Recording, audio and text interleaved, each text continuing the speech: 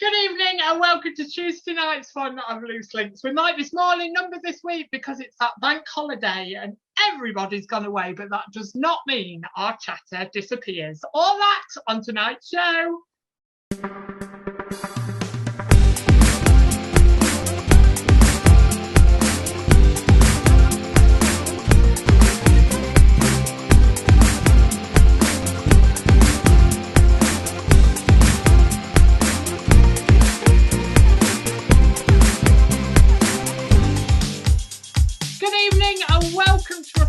Version of Loose Links this week.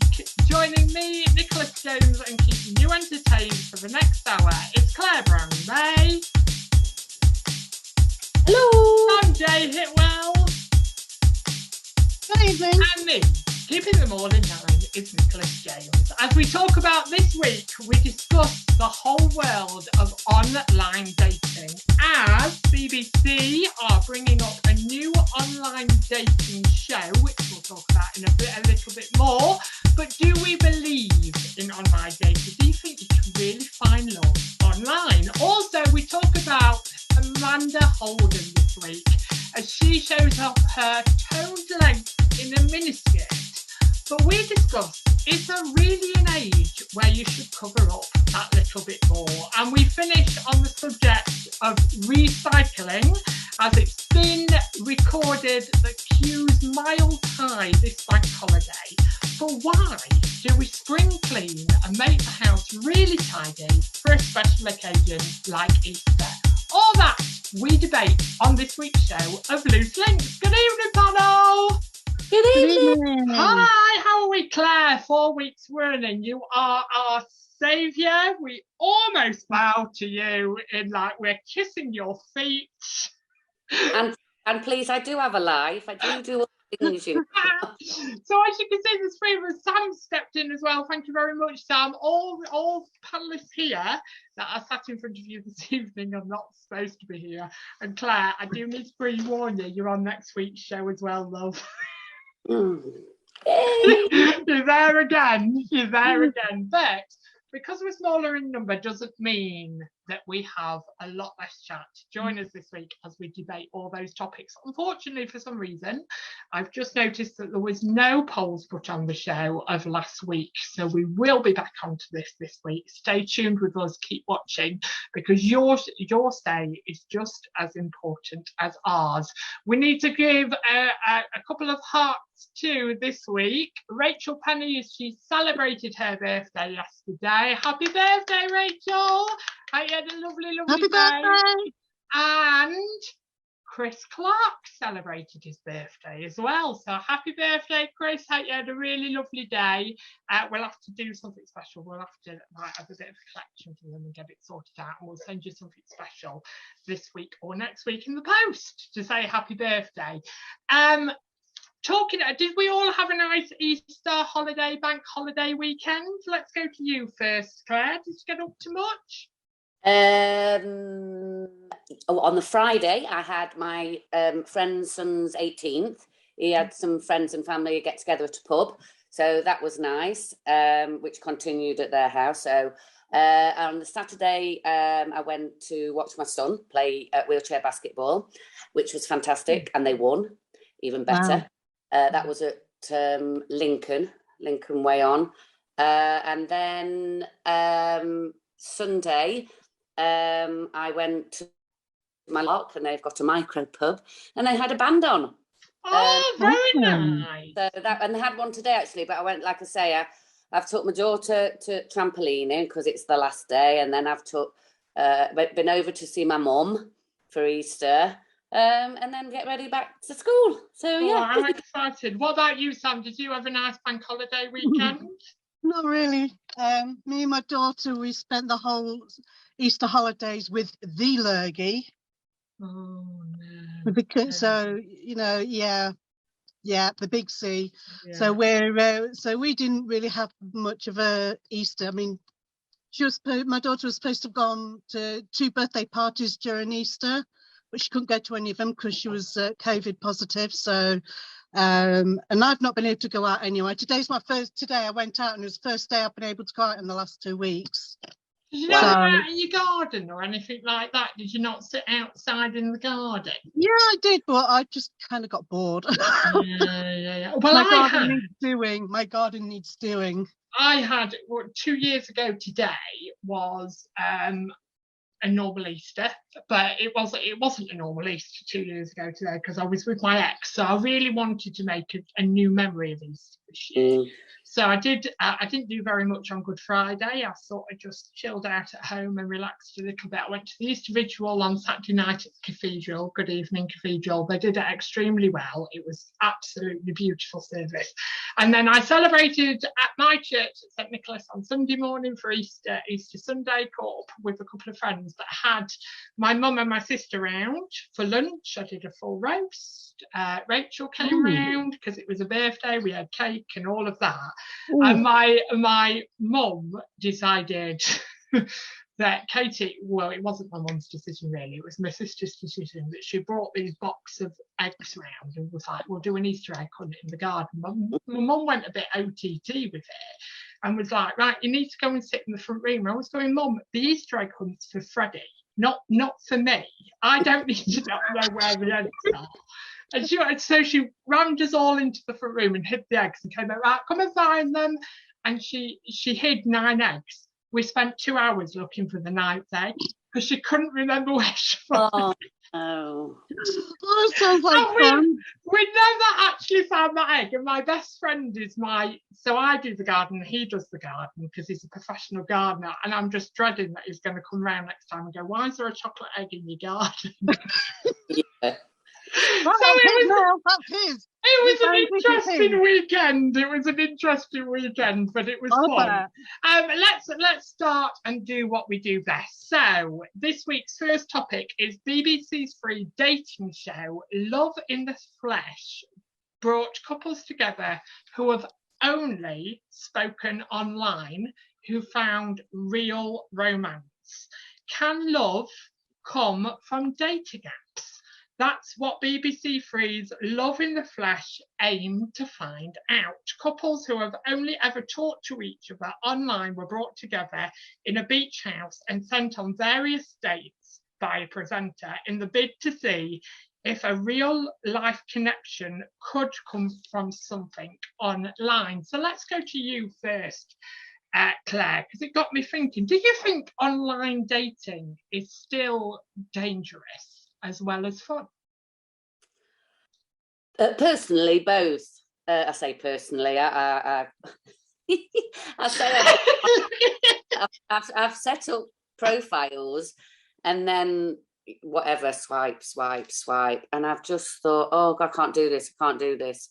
But people do find love on online dating things, but also they find the psychos. You know, it just depends, I think, on what type of person you're looking for, what type of person you are, you know, and what you actually want out of it. You know, there's that many of these online dating apps. You know, do you want it for a certain thing or a certain thing? You know, you can get uniform ones, and anyway, there's loads of them. So, you know, you've just got to be careful, I suppose. It's like anything that's online. And again, when you're meeting somebody who you don't know, you've got to be really cautious. I mean, even for me at my age, I would tell somebody, and even I might say, come with me and just stay in car, you know, and then I'll have a code. If I ever go like, oh, like that, ring me, and then I'm going. You find that a lot though, Tom, don't you? Especially people that now go on dates. And I think it's always been there, hasn't it? That you text a friend, right, this is where I am, if I need. And people still think that phone call, people are still going to fall. But you know how, oh, hi, oh, I'm really sorry, my friend is really poorly at the moment and I need to go. And it's such an old thing that people are now coming up with things of maybe not even committing. Yeah, oh, definitely. Like I say, it's a scary world. I mean, you know, it's really difficult because, you know, you've seen each other's profiles and that, but then you get there and 9 times out of 10 they are totally different to what they are. They probably were like that 20 years ago, you know, and like all of us, they've filled out and everything. And you know, you've got to sort of make an excuse, really, if you're not feeling that connection straight away. But I'm too soft, you know. I'd probably go through the whole date and then say, oh, I'll be in touch. Do you know what I mean? Because it's like that rejection thing as well. And you might like them and they might not like you. Yeah. So it's how... Yeah, I've had that a few times. I've lost count how many dates I've been on through, you know, online apps and things like that, because there are so many sharks out there. It's hard to find people that aren't psychotic, that aren't, you know, got screws loose or whatever. And like I said, I mean, I've been on a lot of dates. That makes me sounds really bad, really, doesn't it? But I do usually get a friend to kind of like sit a few tables away to keep an eye on me, make sure, you know, I'm safe in that.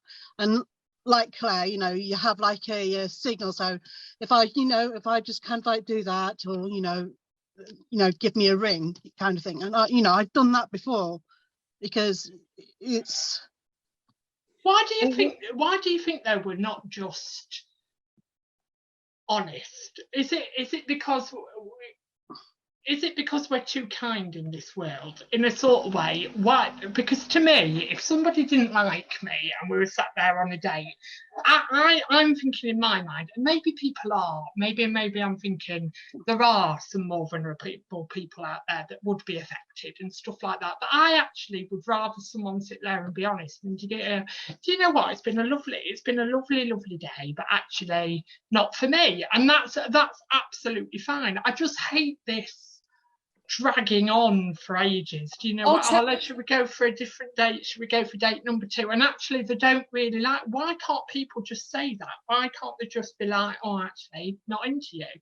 Yeah, I think, yeah, if you're not interested on the first date, then there's no good like getting the hopes up, because like you say, you might not like them but they might like you. So, you know, if they or you say, oh yeah, let's do another date, you know, and get their hopes up, and, you know, they could have 2 or 3 dates like that, and it can be really disheartening and really get you down. So I do agree with you, to be honest, you know, go for what it is. And at the end of the date, if they're not for you, then yeah, say it, so that, you know, you can carry on and they can carry on to hopefully find someone. I think a lot of it is, though, that people don't want to hurt people's feelings. I think that's a lot of it. People are like, they're like, you know, they don't want to hurt someone's feelings. Like, oh, I don't like them, but I don't want to say I don't like you. Or people, I think a lot of it is people just don't want to hurt other people's feelings. I slightly disagree, Sam. Only in the fact of that person's feelings is gonna get hurt anyway.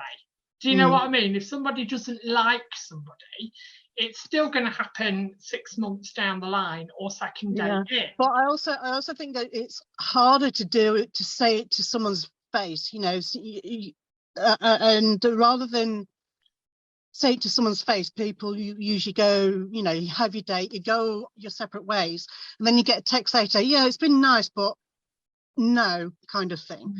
So people won't do it to their face, but people tend to feel more comfortable doing it by text message or what, you know, or Facebook or whatever, you know. I think that's the easy way out. Yeah, it's the easy way out. You know what I mean? I find that happens a lot. It happens in relationships. Not that I'd know anything about that. But you know? One relationship I was in was actually a guy that I met on an online dating app. And we got engaged, and I'd moved in with him, with my daughter and my cat and everything else. So, and I got rid of my house, and then a year later, he was at work. He sends me a text saying, "I don't want to be in a relationship anymore. I just want it to be just me and my dog." Yeah. So, you know, he said that he did that by text. Rather than say it to my face, he did it by text. So, you know. And that's the thing, you know, because in the long run, you've given up your security of you've took your daughter, you know, to live with him and everything else. And then for them to do that, and that's what, even at my age, is quite frightening. You know, I've been on the... because me and Alicia were homeless for about 6 months. We was living at a friend's house, and so, you know, I eventually got this place that I'm in now. I eventually got this place, but it was hell on earth, you know, sharing someone else's home because you're homeless because of a relationship breakdown. Yeah, totally. It's hard. Yeah. And I think when you've been hurt as well, I think, because I've done a youth, Sam, I've packed up my bags and gone, and actually it hasn't worked out. It's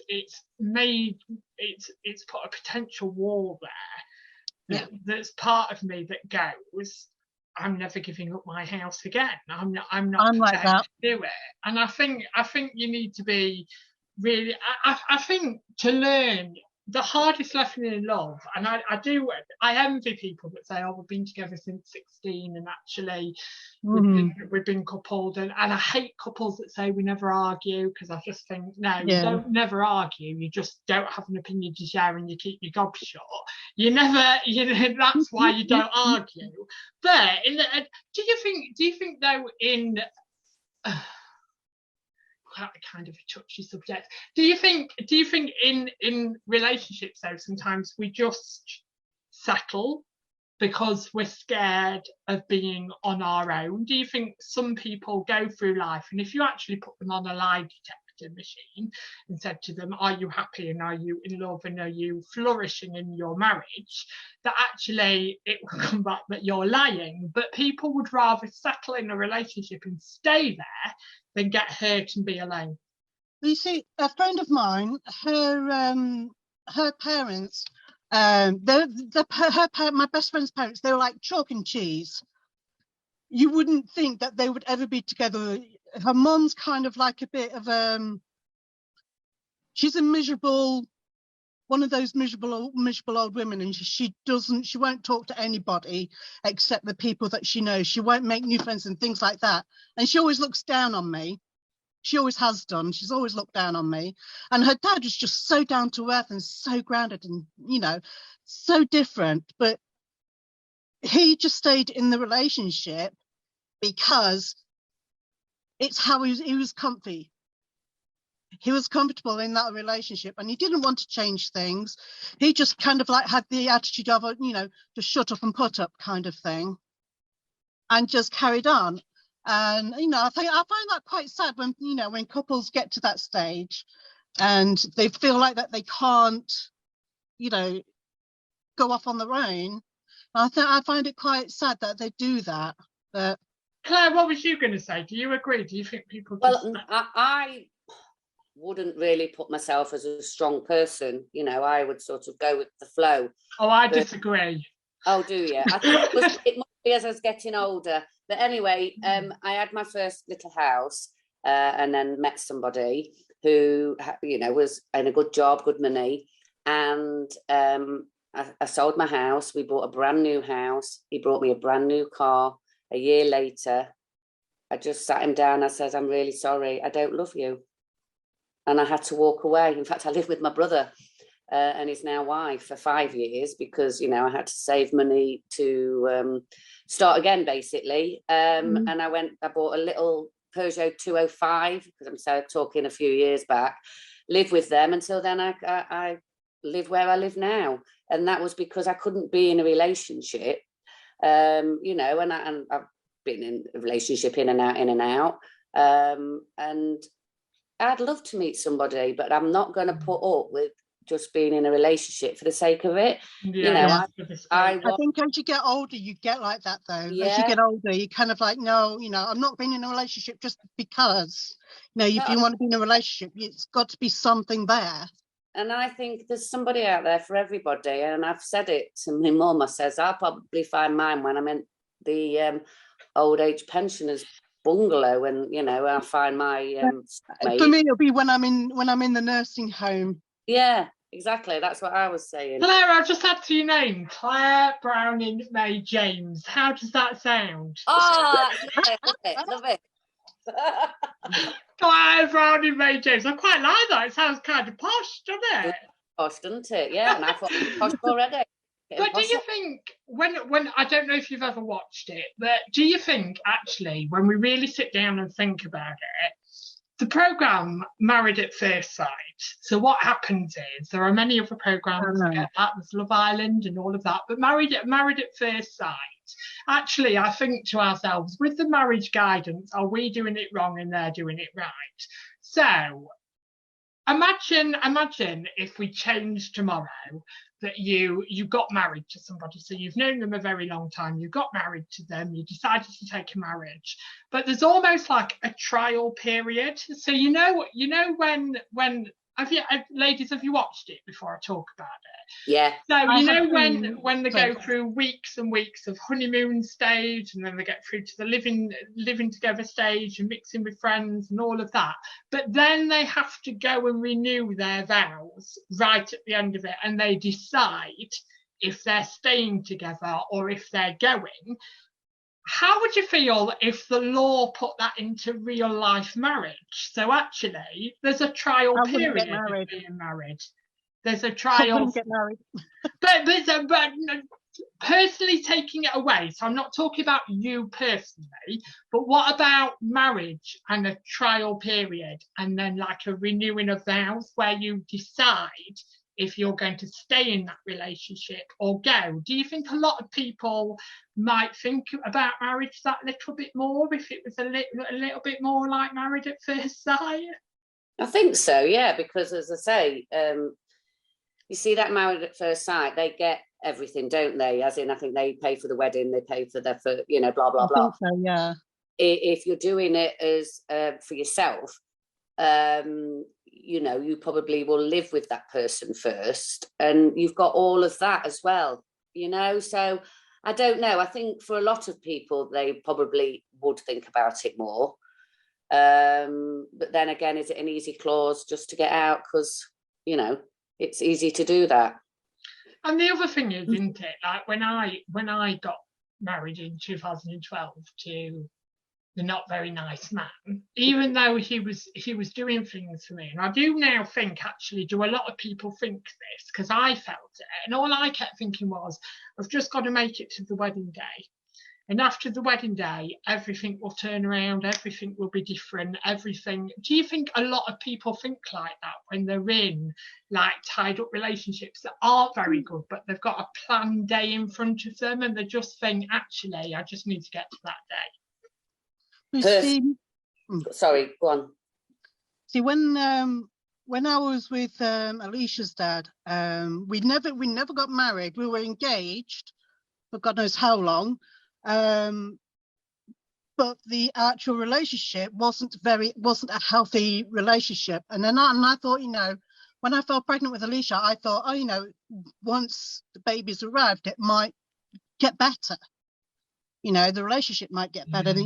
At first it was got better. It was okay at first, but then, things started going back to the old routine. And then he was diagnosed with cancer, and then we had all that to go through. And it was a stressful time, but I honestly thought that all these things that happened, I thought that it might turn things around in the relationship, but it never did. It never did. I ended up leaving him, and that was it. What do you think, Claire? Well, I agree. I think you should never stay with a partner for the sake of the children. That's me personally, because I just think the day you've got to, not be happy, but you're the one 9 times out of 10 probably that's going to have the children. Do you know what I mean? And I just think you can't just stay with somebody because you've got the children. Yeah, the kids are going to pick up on that though, because children are very good at picking up on things that's around them. So they'll be able to pick up that mum and dad are not in a very loving relationship. They don't. No, I don't think they think that. I think they'll pick up on these things. Yeah, but I think they pick up on the version of this is what love is. Yeah. And actually, when it isn't really love, and then when it comes to them, backstabbing, that you think that you've got a perfect smile in front of, because it's really hard to talk about because my parents split up just after I left home. So I left home at 18. I left home quite young. I moved into a shared house, and I was quite strict on my mum, if I'm honest, when I moved out, because my mum, and she won't mind me saying this, but my mother cuddled me too much as a kid. And all I wanted to do was fly. Basically, I didn't have any life skills at home. I didn't know how to cook, I didn't know how to iron, I didn't know. And I remember leaving home and giving my front door key to my mum and going, I don't want that anymore. I don't want access to your home anymore. I don't live here. I was quite strict on her on have the key back. And I've never had a key off her again. I've never, she lives on her own now. I don't own the spare key to her house. My sister does, but my sister's a lot closer to my mum in some ways, and then I'm closer to her in other ways. But I remember saying to my mum, I felt like I was the glue that kept them together. Like if my dad talked about leaving or my mum talked about leaving, I felt like a marriage counsellor at some point. I was always the person that kept them together. Yeah. My sister couldn't do that. She didn't have the life skills to do that. So when I left, it naturally fell apart and they split up. But I remember severe arguments in the house, massive arguments. And my mum was a big drinker back then. I've said on the show before that she was an alcoholic and she don't mind because she's not anymore. And then she don't mind me talking about that. But I remember getting up the next day and my mum was like, put a smile on your face. Everything's fine. Show the world we're absolutely fine outside. And I remember I was really let down by a teacher, and I'll never forget it. I won't name the teacher, but I was in school one day, and they'd had a severe that my mum and dad had massive arguments, real severe arguments. And I remember sat under it. I was at school, and we'd gone on the trip to the lawn. We was at the lawn. I remember it like yesterday.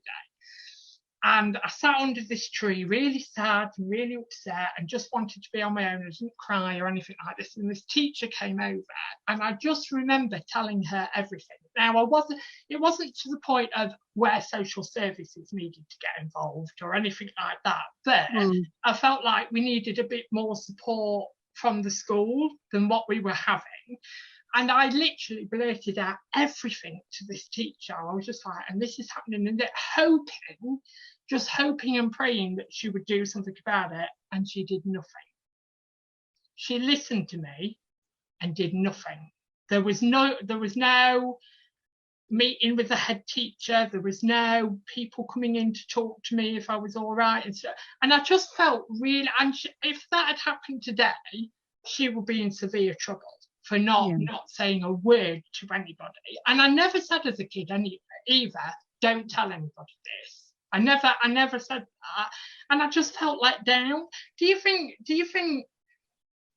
oh, Claire, this is a really difficult question for you, but actually, do you think we need educating more in schools about children coming out with stuff and what we need to do? Do you think it's very clear on what we need to do in the year of 2022 about a child reporting to a teacher?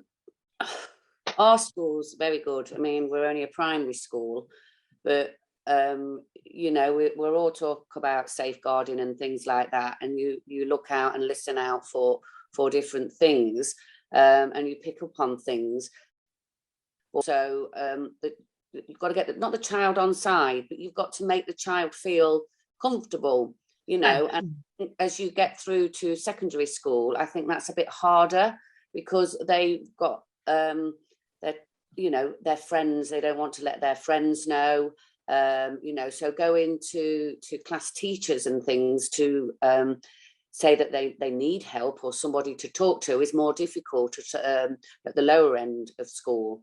Do you know what I mean? It's really it's like when I was at high school, I had to give evidence against because I was abused as a child, and when I was at high school, I had to give evidence to put my abuser away.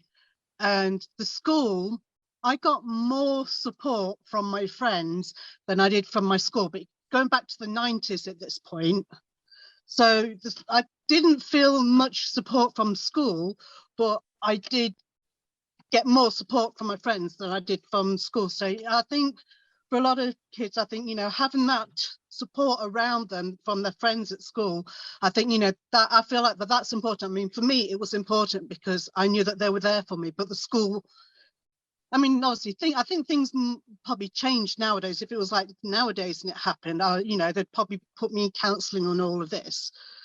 But back then, back in the 90s, it wasn't something that was talked about much.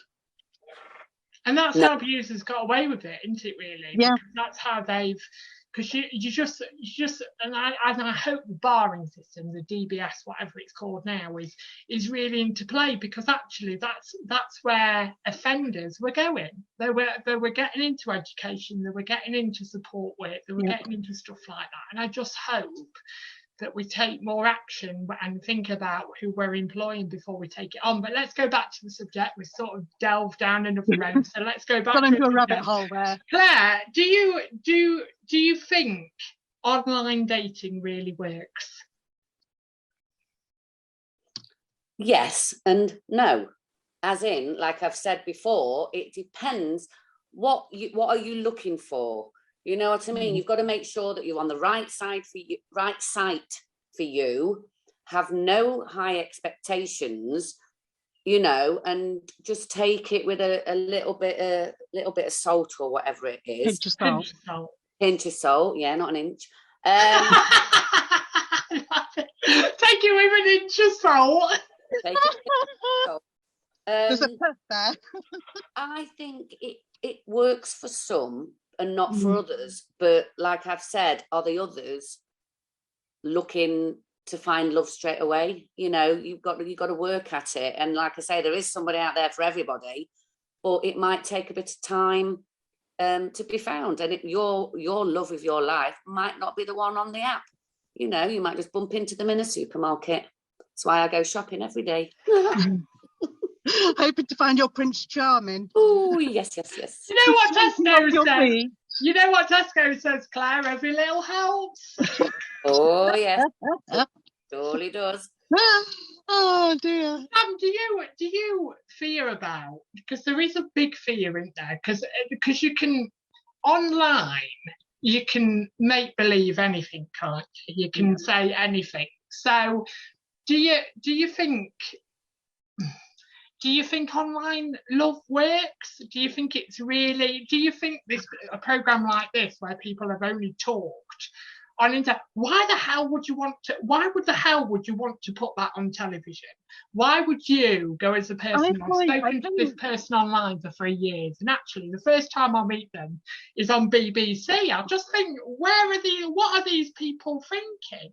I think a lot of it is like the 5 minutes of fame thing. A lot of these celebrities nowadays, they come from all these reality TV shows like this dating thing. But I don't think, I mean, I can't say, that it doesn't work, because, there are some people that do meet online and they meet up, and then, that's it, the rest is history. But like I say, like Claire said, it depends on what you're looking for. I also think it depends on the individual people, and their personality and what they're like, and their likes and dislikes and things like that. Just think there's a lot of factors that go into it as to whether it works. So it's not a clear yes or no answer. Like I say, it just depends on the individual people, what they're after, what they want, and whether there's chemistry there. There's got to be chemistry there for it to work. But in the same respect, Claire, do you think companies need to take, so the apps themselves, there are many apps now available online. There are many apps you can join. In my view, they're just looking for a one night stand, but we won't go down that road. Do you think, Claire, that apps need to take more action and take more responsibility when it comes to our individual lives? Now, when I first saw this question, I was going to say, no, it's up to the individual. But a lot of these dating sites, to view the person's comment who likes you, you have to pay.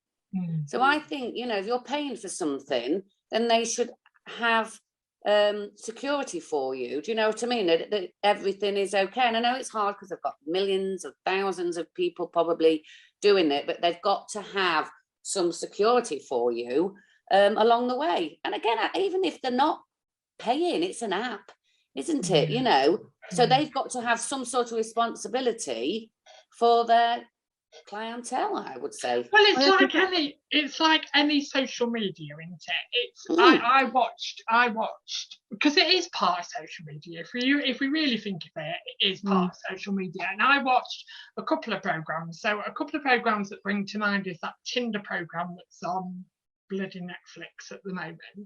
And I don't know if you've seen it, but it's this guy that makes up lives and actually draw people in to say, oh, I'm attracted to them, you're lovely, and sends flowers and all of this and this, that and the other, sends them on millionaire yachts across the sea and offers them this amazing lifestyle of, if you get with me, this is what you get, but then starts to ask for money, then says he's homeless, then says, and so many people fall into this boat. And I just think they need to take more action. And another program that I watched recently is Killed by My Boyfriend, which was like on BBC or something. It was a documentary. I was just about to say drama. It was a documentary, and it was over the world of Facebook that he was sending horrible, nasty messages via Messenger, and the loopholes you have got to go through to contact somebody to say, this is what's happening on your app, can you do something about it, is extraordinary. You can't contact anybody in the world of Facebook. It sends you to an email. I had trouble a couple of years ago, and I could not find anywhere on the internet where I could speak to somebody on the phone. It was all emails. And I think sometimes we need that human connection, don't we? Yeah, totally. I actually prefer that. I do prefer having, being able to talk to someone about it rather than talking to a robot or whatever. It's like quite a few years ago now, I had problems with someone that started chatting to me on Facebook, and eventually I blocked him, but then he created another profile, and I'm like, how is he able to do this and get away with it? Eventually I ended up having to get the police involved because I was like, it's my security and my daughter's security. So I ended up getting the police involved because I couldn't get rid of him. So once the police got involved, he left me alone. But it's just bad that it had to get to that stage where I had to get the police involved. And Facebook wouldn't do anything about it.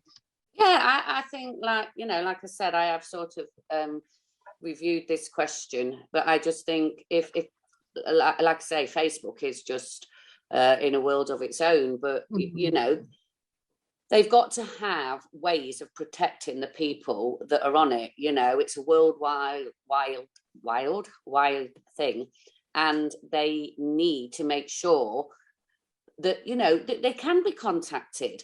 If somebody's put something on that's wrong, then you've got to send an email to say it's for that, and then there's another for that. There should be somebody to talk to, and even if it's not straight away, somebody to get back to you, because like you say, everybody likes somebody to talk to. And it's not like the man that's created Facebook is rolling in it now, isn't he? If you really think about it, the man that created it, and I did a quiz once. When was Facebook invented? And believe it or not, it was 2004. People think it's been here for years and years and years, and it hasn't. And it launched in 2004. But it originally launched for a university for students to talk to each other. That's where the whole Facebook world started. Right. And actually, they were taking responsibility then, when it was small, and they were looking into it and stuff like that. As it seems to get big, and a lot of people will say, well, it is a free app, and it's almost like that's an excuse to say, I don't need to take any responsibility for this because this is free. Well, actually, you do have a responsibility. you do, there is still safeguarding, the state of protection, there's all of that, but you can't seem to, anyway, I'm getting on my soapbox here, but see what you guys think. See if you agree with me. Do you believe online dating is still dangerous? Do you think we can really find love online? If you found love online, we will put a status up this week, put a picture of you both up and tell us how long you've been together and how you met, because it'd be lovely to see online relationships that really work. But have yours say. We have many platforms. We have our Facebook group, Instagram. Zoe, I am about to say it now as well. We have a Loose Links TikTok. We're finally on it. We're finally on it. Zoe set us up on a Loose Links TikTok. Please follow the link. It is in our Facebook page to join the group. She will be on it like a carb on it. There'll be like lots of videos. So get prepared, Claire, because you're going to be all over TikTok now, love. Because you're on most weeks. All over TikTok. We'll be doing the funny dances and everything. I've got Claire's prepared. The chicken dance. How do you feel about that, Claire? Is that all right? Just to make sure you have on.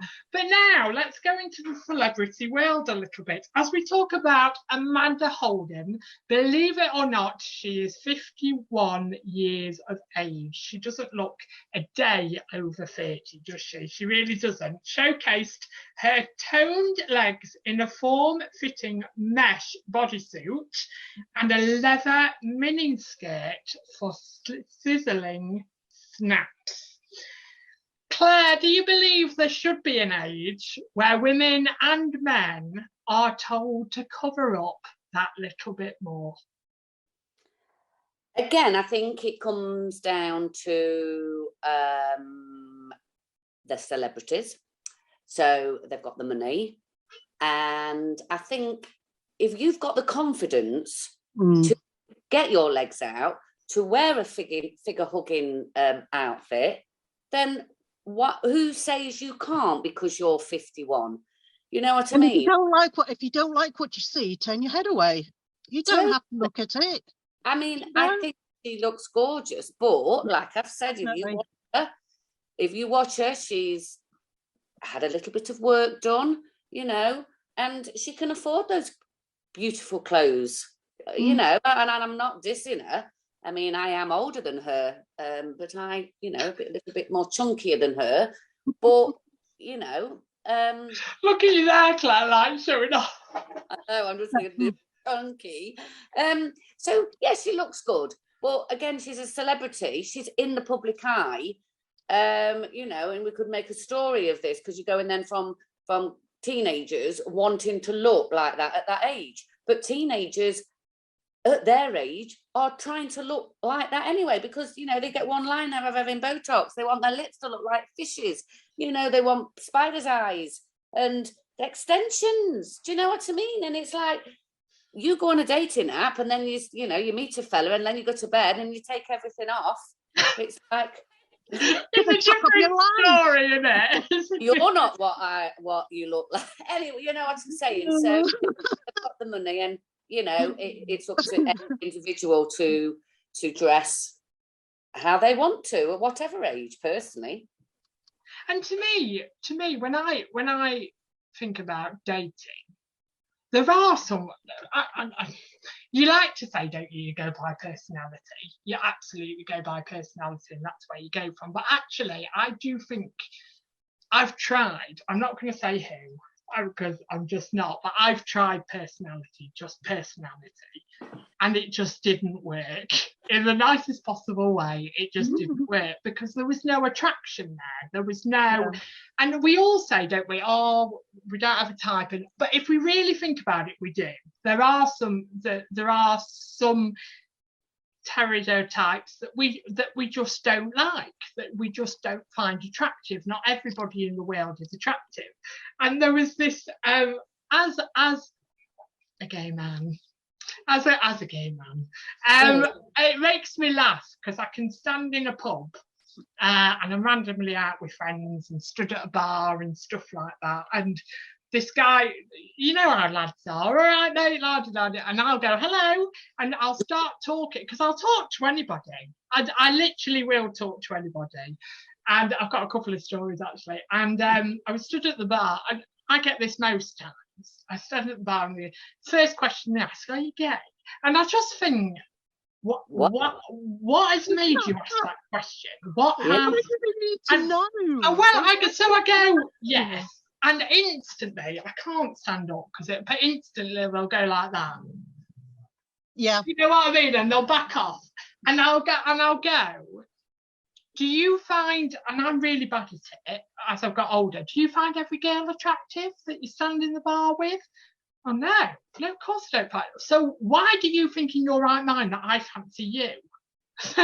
that you've just taken? And then years ago, right, I was in one famous bar in Lincoln. I must have been about 18 years old, so we're talking years ago, and I wore braces then. And I was dancing in this bar, and this girl comes over to me, starts dancing with me. So I'm like, yeah, dancing away and all of that. And we went to the bar and I was ordering drinks, and I thought, I'm not ordering you a bloody drink. I don't know who you are. So I was like, with my friends ordering it, and she taps me on the shoulder and goes, I really like a man with braces. And I just went, you're barking up the wrong tree, love. I'm not into the opposite sex at all.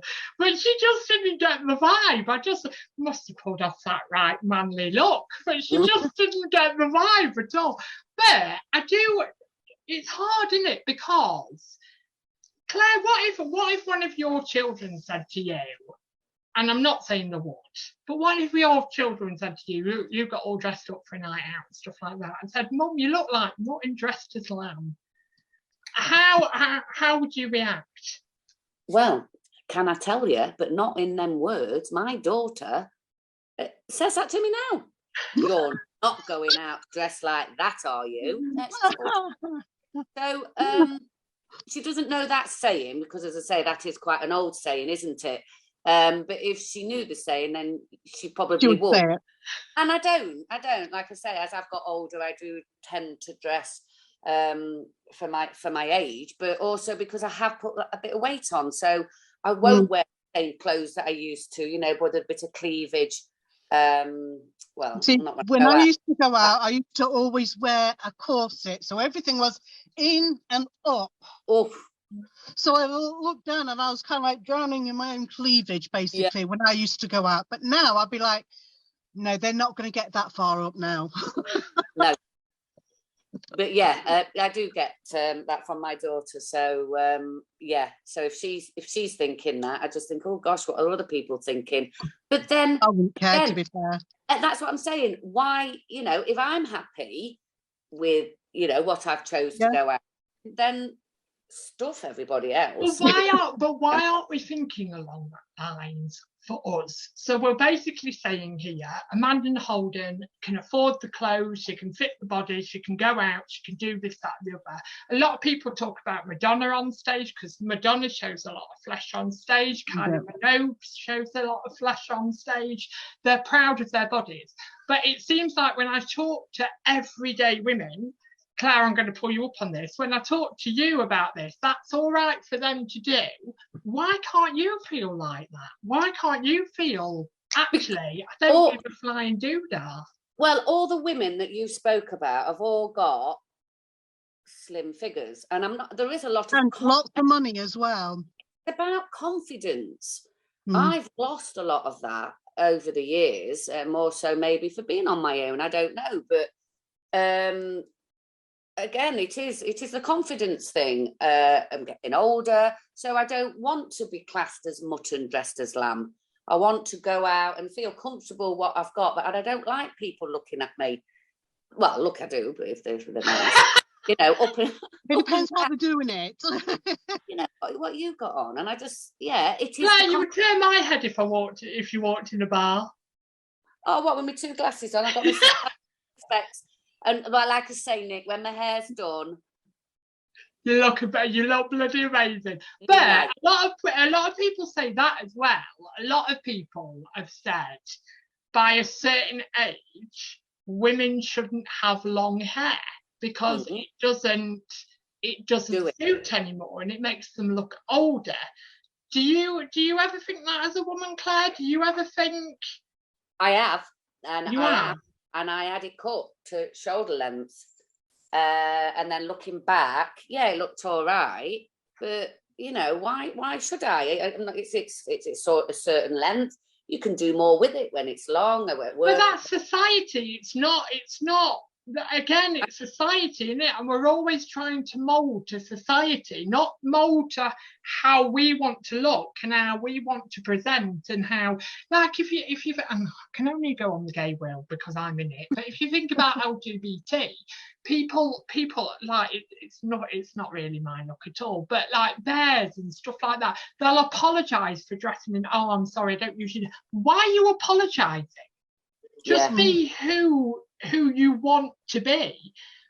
And I'm not going to swear, but flipping stuff what the rest of the world think about what you're looking and how you're dressing and how you present. That's how I do. That's how I do it nowadays. I mean, Alicia she won't walk with me in town or anything. She's all kind of like a step ahead of me or kind of just behind me or something. She doesn't walk side next to me anymore. That's a teenage thing, though. Yeah, I mean, she's 17, so you know. I think every teenager goes through that. I remember. Any teenagers want to disagree with me? That's complete. I'm not a teenager anymore, but I remember saying to my mum, "Can you walk 2 steps in front of me, actually, or walk behind me?" Or I actually do remember when I was younger. My mum bought the two pairs of these trousers. There's two different sizes. One pair she kept for herself, and the other pair she gave to me. Now, there's one day she'd gone into town, and she says, "Right, I'll meet you at such a time at such a place." So okay, then. So I got dressed. I put these trousers on. And I had this blouse on with this black waistcoat on and things like that. I went out and I got to meet my mum, and she was wearing almost exactly the same as me. Oh. And I was just like,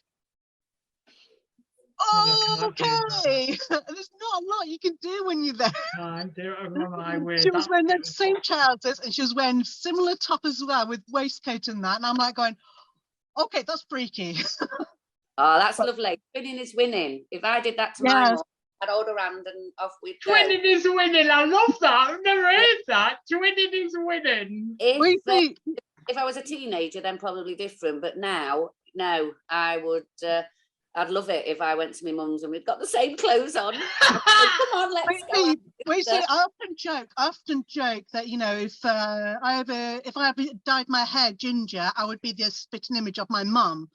Because and you know, I'll be like, you know, I don't want to look like my mum as I get older. You know, I joke about it, but you know, in reality, it doesn't bother me. You know, I look like who I look like. You know, and tell us what you guys think. See if you agree out there. Do you believe a woman or a man of a certain age should cover up that little bit more and act, as they say in society, their age, not their shoe size? But also, do you believe that women should cut their hair at a certain age? Does it make a woman look older? Tell us what you think. Or are you a grower throughout your life? So tell us what you think. Make sure you have your say. But we go on to our final subject, ladies, which is visitors to the household waste recycling centres in Lincolnshire this bank holiday weekend are being told to expect queues due to the increased numbers. Claire, do you think we do a big spring clean when it comes to a special occasion, and why do we do it? Yes, because we want to make an impression. And I'm not being funny, those who are usually coming to your home are friends. So why can't they take you as you are? But you don't, you don't. It's just like, yeah, you do give a spring clean. I mean, family don't come over so much now because the children have grown up, but like when they were younger, I used to have a party because their birthdays are May and July, so the weather always seemed to be quite nice. And I've only got a little garden, but managed to squeeze them all on. But I'd make sure, I mean, they'd probably be sat outside, but you'd make sure, you know, you'd gone round with duster and hoover and everything looked good. Because I did that for Alicia's 13th birthday. She had a Mad Hatter's tea party out in the back garden. done all the back garden. I cleaned all the house up in case somebody wanted to go inside, and made sure everything was all tidy. And it was just like, why am I doing this? Because her birthday's in July. So, the back garden is big enough to have parties in there. And at the end of it, I was exhausted. I was ill because of my chronic illnesses and that. I spent about 2 weeks laid up in bed, not being able to move. So, trying to impress other people. There is a downside to doing all of that because it wears you down. And it's like, well, why? Nowadays, it's like, why do I do this? It makes me ill doing all this cleaning for when someone comes around like once in a blue moon. Well, the thing is as well, I feel, get prepared for this because this doesn't happen very often, ladies, but I was in the wrong. Because I used to spring it upon my mum, like if it went in school days and stuff like that. I used to say to my mum, "Oh, so and so's coming round in an hour," and she'll be like, "What? The house is a tip. How can you bring someone round on that?" And she'd run around the house. And I used to go to my mum all the time. They're not here to see the house. They're here to see me. They're not here. They don't care about the house. My mum was the same. I'm exactly the same now. If somebody's coming round last bloody minute, I've got the Hoover on, I'm mopping the floors, and I don't know why, but you just think people are going to judge me, don't you? Teenage daughter spent loads of money on her bedroom, literally new floor, ceilings, the lot. And I said, just please keep it tidy. No. As soon as, well, do you mind if so-and-so sleeps over? All the pots are down, all washing's coming out, and do you know what I mean? And that's because she doesn't want her friend to think that she's not tidy. Like Mary Poppins in a split second. Yeah. And I just thought, oh, can you have a friend every day? But let's talk about, because we're talking about, and it did get me thinking a little bit. We're talking about the recycling centre and bank holidays and stuff like that on a Sunday. But Sam, do you believe everything should shut for Easter Sunday? And do you miss when Sundays everything was closed? No. Well, for me, it's just another day. I think society has changed a lot in the last 100 years or so. It used to be the fact that nothing opened on a Sunday or bank holiday, and on Sunday everybody went to church and all of that. But obviously society's changed, people change, and people want to go out and spend money on their days off on a Sunday and bank holiday. So, and to be fair, I actually don't miss it. I actually don't miss the fact that it's I disagree. I miss it. I don't. I prefer it. Go on, really? Claire. Nick, you miss it on a Sunday? I thought you was a man of the Lord. No, I don't mean church. I don't mean church, but I hate it now. Can you remember years ago? Yeah, it was years ago when I was a kid. You walked through the city centre and nothing was open. Nothing. Yeah. It was like it was proper light. It felt like a proper day of rest. Everything. But that's it. Everything. I was. Go on, Claire. Go on. I'm in two ways. I think that's lovely because everybody would get a day of rest. And then you're going back to the time where most people would have a Sunday dinner. So you would all sit round the table because everybody was there to have Sunday dinner. You weren't going off playing football or doing this, that and the other because nothing was open or you couldn't do anything on a Sunday. But of course, with time now, shops are open because people are so busy doing things that it helps them. It is only 10 till 4, sometimes 11 till 5. So it's not too bad, but it depends what works for you. I just like the quietness. Like on a Sunday where there was just, everybody was forced to stop.